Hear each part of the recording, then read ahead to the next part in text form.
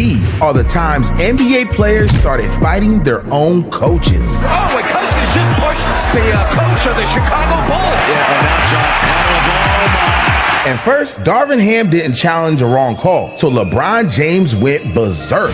James comes from behind and knocks it away. He's saying it was touched last by Denver. Darvin Ham not going to challenge it, though. And LeBron really infuriated. At least he controlled himself better than Marcus Morris, because he was already fuming over a foul. And when Jeff Hornacek didn't back him up, Morris flipped out. Well, Marcus Morris very unhappy and really having a hard time calming down. Him and Jeff Hornacek getting into it. But Giannis Antetokounmpo sent threats. See, a Bucks assistant coach said something so wild that Giannis lost it. Heated confrontation on the bench with some of the Bucks and their coaching staff. But for Ron Artest, it was bigger than basketball. See, Artest's problems with Indiana security turned him into a ticking time bomb. I'm gonna do this thing. Come on, man. Get your security, man. A fight back here. But even coaches lose control. I mean, Greg Foster was so heated, he turned his own team into enemies. Foster, that's Greg Foster. He's talking to one of the players. Feelings a little bit frayed on the edges. Fighting your own squad is wild, but this next coach got handsy with two of the toughest players the league has ever seen. Oh, and Cousins just pushed the coach of the Chicago Bulls. Coach had to be brave for that one, and so was Coach Spoelstra when he stepped to the flash. See, Spoelstra disrespected Dwayne Wade until he lost his cool. Eric Spoelstra unhappy with all of that, obviously, and then this was the confrontation verbally in that final timeout, and we showed you a little bit of it. You see, Dwayne circles back. This was one timeout ago. Wade separated himself from the drama, unlike John Collins, because one Bulls assistant coach crossed the line, so Collins fought back. Collins just needs to walk away. Yeah, and now John Collins, oh my. Back out. It escalated in a hurry. But Rajon Rondo's words did more, because Rick Carlisle yelled at Rondo like he was a child. Obviously, that one particular game, I'm in my mind, I'm manipulating the game. So I know Dirk had a couple of buckets on one side of the floor, so I try to flip the play to the other side. And that's when Rick was like, "What the are you doing?" I'm like, "My man, this is Kevin Garnett. Okay, you go out, two players on one side of the floor, let's go opposite side. We're gonna get an easier bucket for Dirk." And he starts stomping and shit like that on the floor. And I'm, as a man, it's like, bro, you're disrespectful, my man. Like, I'm a champion at the same time. I give you a lot of respect. I came in here, I didn't say shit. And then for you to come at me like I'm a young player, a rookie that knows what he's talking about or what he's doing or how to manage a game, that's disrespectful. He is just telling him, sit your you-know-what down. And those words not only sent him to the bench, but the Mavs shut down Rondo's season by telling the world a lie. So what happened in Dallas that season that year, I had called with Donnie Nelson, Rick Carlisle, Duff, and they like, Rick doesn't want to coach you anymore. So we're going to say your back is hurting and you're done playing. I said, okay, well, fuck it. And I shot to Miami. Some hate for a star point guard is one thing, but stepping up to Kobe got deadly. In the 2012-13 season, Mike Brown was expected to coach Kobe and Dwight Howard to history. But after an 0-3 start, the Mamba gave his coach the death stare. Boy, the look of Kobe. That's determination and disappointment, I think, all rolled into one. And those eyes meant something, because Brown was fired the next day. Mamba dropped his ass quick, but Jeff Van Gundy proved that he was ride or die. See, the rivalry between the Knicks and the Miami Heat turned into one of the biggest showdowns ever, because the clash between Alonzo Mourning and Larry Johnson had Van Gundy holding on for dear life. Larry Johnson is one of them. Here we go. Oakley and Mourning have at each other. Dude was ready for war. But imagine having beef with your own dad, because Doc Rivers was going off on the refs, and Austin Rivers pushed his own dad to the limit. Austin Rivers, look at his son. No, that's the best. Look at his son saying, call him for a tee. Tee up, my dad. He's on the other team, and there it is. And Austin wasn't finished, because he kept trolling. And now waving for him. Oh, good. So Doc got ejected. Austin's like, call me, Dad. Now, after the game, he knew it was possible to explode the whole time. I knew it was coming. I could see him. I've seen that look before many times. Once he starts blinking his eyes fast, that's when I know he's ready to love it up.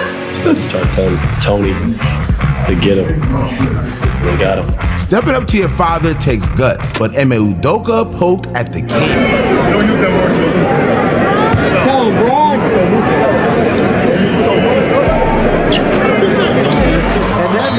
was made that he was gone, but that was Udoka. Well, Udoka had a tech earlier. Yeah, so that's this why. is his second tech. Coach Udoka was overstepping, but Jimmy Butler's beef with Pat Riley was a problem never before seen. Because in the 2024 playoffs, Miami's rivalry with the Boston Celtics turned personal. But first, we got to go back to the 2023 playoffs, when Boston was down 0-3 to Miami in the Eastern Conference Final, and the Celtics dropped a quote that broke the internet. Don't let us get one. Now, fast forward to the 2024 playoffs, the roles were reversed, because Jimmy was out with an injury and only had his mouth to run. So after Miami won Game 2, he went on Instagram and left the Celtics troll. But the Heat losing the series in 5 made Pat Riley snap back. For him to say that, I thought, is that Jimmy trolling or is that Jimmy serious? If you're not on the court playing against Boston or on the court playing against the New York Knicks, you should keep your mouth shut. Jimmy had Pat livid, but Ja Morant really got under a coach's skin. And Ja knew Coach Fernandez was feeling jaded, but that didn't stop Morant from going overboard. Because as the game ended with the Grizz up 20, Jenkins trying to sort out their issues, and both teams getting a little too close for comfort as streamers fall from the rafters.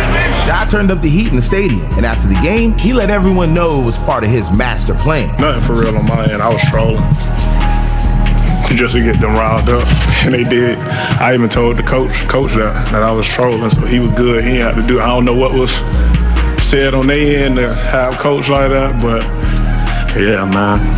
At the end, I just went to make sure coach was good. It might have been games with Ja, but J.R. Smith snapped his coach back to reality. Look, Damon Jones was known for being the team's jokester, but one day, J.R. was on edge. And while J.R. got his food, Coach Jones hit the boundary. I'm in the lunchroom, get my suit. He comes in, and mind you, the suit was hot. It literally, I'm like the first person in there. He's like, they try to make me spill it. It wasn't like a rageful throw. It was like, okay, you're playing with me. I know you're playing with me. I'm going to show you. And I literally thought about it, and I threw it on him. He's over there screaming because it's hot. I'm like, see, you want to stop playing that with me, right? You want to stop playing? Sure enough, the next day he comes up, apologizes, hey, man, you're right. I do play too much. And I'm like, bro, I don't mind you playing. But when I tell you stop playing with me, I'm not in the mood. Just stop playing with me. Now, the Cavs were in the middle of the season, and even though they made up, JR got slapped with a 1-game suspension. But Isaiah Thomas's rage burned in people's memories forever. See, the Pistons were in a battle with the Chicago Bulls, and Detroit's coach needed Isaiah to do anything to stay in the game. Whatever you want to do, take it out on me, because I don't want you to get thrown out of this game. And I said, I just like to choke. Zeke kept his cool until Bill Cartwright left his blood spilling. In and out, rebound and a foul on Cartwright. He hit Isaiah in the eye, and Isaiah wants a piece of Cartwright, but Lane Beer plays peacemaker. Yeah, he got him a good one. Now, Zeke was steaming, but Jimmy Butler took his beef with Coach Spoelstra to the next level.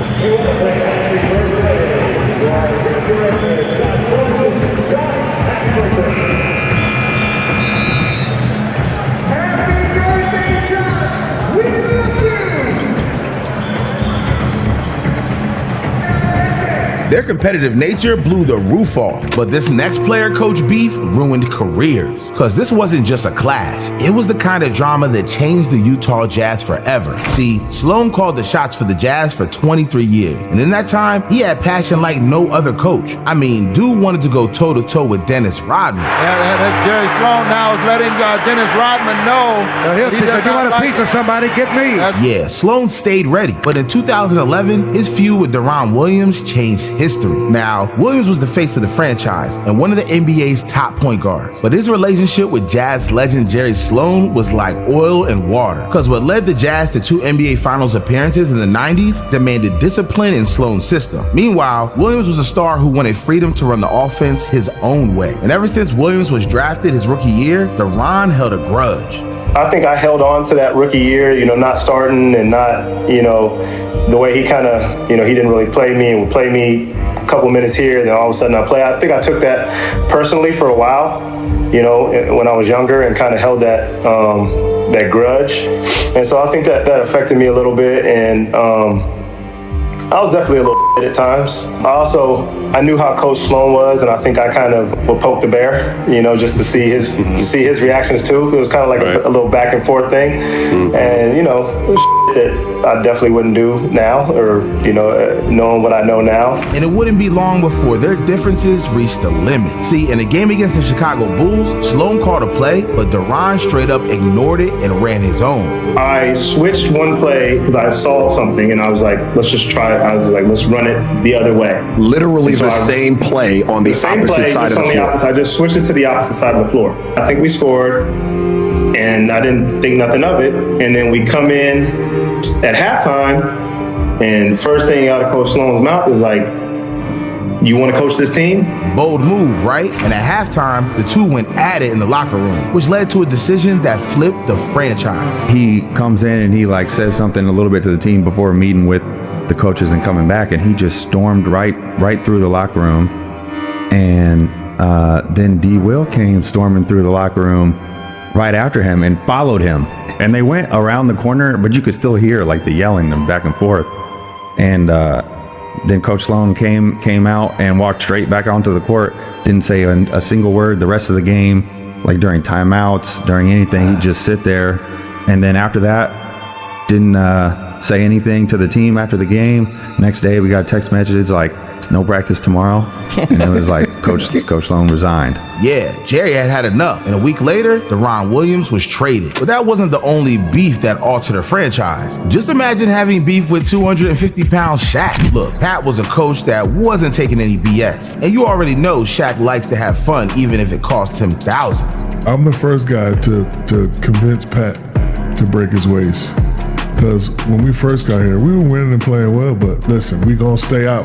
Pat came to us one day, we gonna give you guys curfew, and if you break curfew, $1,000. I went in his office with a check for $41. 1,000 times 41 home games, I'm a grown man. That's just not gonna happen. I mean, even though Miami won the 2006 championship, Pat still wasn't happy. I'm up there shooting, and rounds don't ever come out on the practice score till 5-10 minutes before they start.